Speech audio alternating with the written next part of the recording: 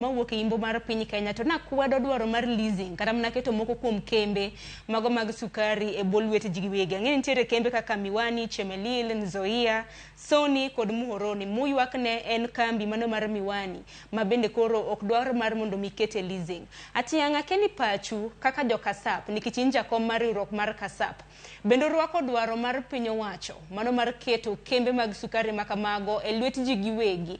Kopogore gi mano, public participation bende kada kanu timnu kaka Jopur. Erokamano Sharon. Anyalo wacho ni wach mar kama wachope wach leasing ni waduto te ne waseyie ni ok waping leasing. Mak mana ni nitiere to kata chich ni iluong leasing, nitiere process of leasing is not an event. So the process ma leasing ni ema Jopur neno kata chich go is not inclusive.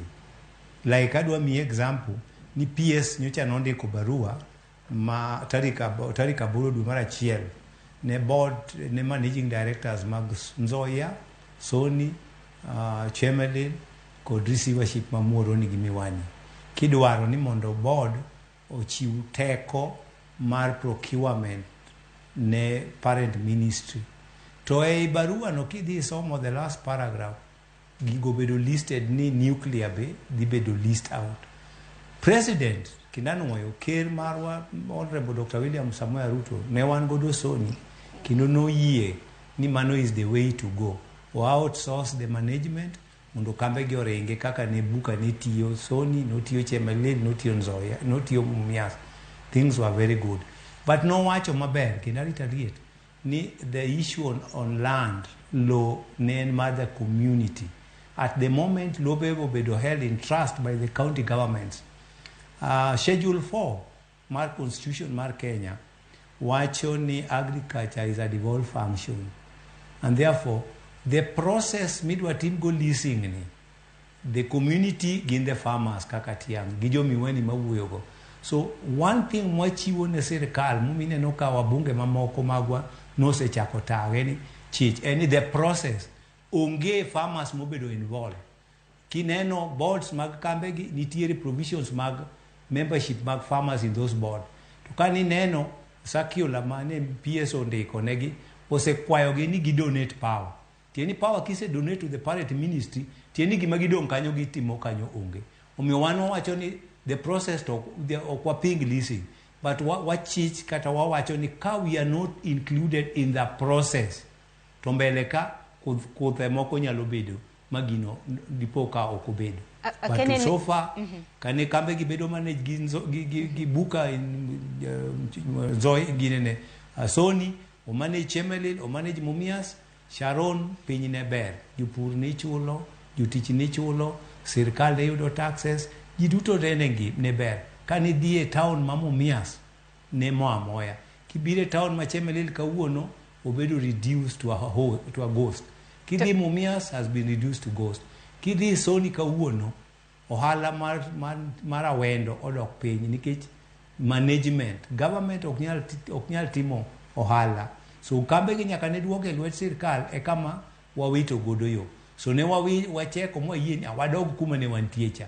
Kendo pod wawacho ni jowa gi chich ni joma nie sirkal masani ema run this process. Kendo gidhi kelo jomoko magin magiponde tokgi mondo gimi Sony, gimi Chemelil, gimi nyaka ginene Nzoia.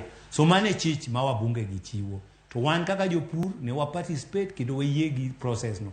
But ka Jopur okobedo involved in the process, the committee madwa oversee the nyaka ginene public participation magi wacho no tiende ni it is null and void. Giwuondo wa kata wachich gi mano. So we support the process kaka farmers, but nyakwa bed part and parcel of it. To benda kin useloso kodgi mar mondo miyo riwe chenro makamano nikech wacho network ngeni network wacha en gimoro achiel to kete tema bende en gima chiel, lakini bende usebedo kuloso gi jokanyo makamago mar mondo mi un bendo riu e chenro makamano. Erokamano Sharon. Aparo ni yore mag tudruok gi sirkal gin yore mang'eny. Achiel kuom yore mwatudrego gi sirkal gin kokadho kuom wabunge magwa. Omiyo ka nyiwinjo ka wabunge mag wuoyo to nyiso ni nitiere mano jopiny wuoyo. Mbunge mara ma James Onyango Koyo jamoko biro nyisi ni en okopingo wach mar keto miwani ni keto chemelil gi moroni e leasing, but wach ma miwani be nyaka kete iye mondo obed complete, to nyaka jopur kete i committee no. So wabunge marwa wuoyo na wabiaf. So mane yo mwawuoyo gi sirkal, kata machielo mwawuoyo ni mabe yo mwawuoyo gi sirkal ni onge kaka the parent ministry ma en cabinet secretary mar agriculture single-handedly dwa run the show kendi owuon. Mane kaka Kenya Railway do wuondwago mokel kambi moro no South Africa, to onge kambi mano South Africa. Negi biro gi briefcase, onge input mane giketo mondo I turn over kambe wagi kawacho ni adiera makende. So ni kende nigi gop jopur milion 800 magi ochopo kanyo nadi. Chemeli nigi gop jopur milion 216 en ma en motin mogik kendo wegi gi Soni kaito Nzoia. Management ma kambe gi Sharon okosebedo makare e kama lalo sebete. Omiyo nyo waneno ni kwanyalo duogo management sana joka buka mondo manage kambe ama ne gin ga deki. Meta notima good work in Moroni. Kendo ndalo go awacho ni Sharon ni Moroni ne nitie nyaka gi airstrip, ndege ne piyo Moroni. Kawuono kidhi neno town ma Moroni, it has been turned to August. Same joka Meta go gin magin gi major lion shares agrochemical tiyo maber kabisa. Enu tiyo mana gi molasses wakende. Uchulo jotich maber, and one of the company machulo taxes maber e piny Kenya. But kambe wagi nyaka kuru sirkal chak manage gi. Sida bottom line en mibadhi ema goyo kambe wagi piny. Omiyo wawuoyo gi sirkal through wabunge magwa, wasewuoyo gi sirkal through the national conference mane wantiere Kakamega, ma ripode go duto nitiere mbele ker. Omiyo ok ni pok waloso kodgi, ging'eyo gima wadwaro, mak mana ni waneno ka gibadhore, gidwa temo timo gima biro miyo dipo ka jomoko dhi kate do mochungo the process. Erokamano ahinya.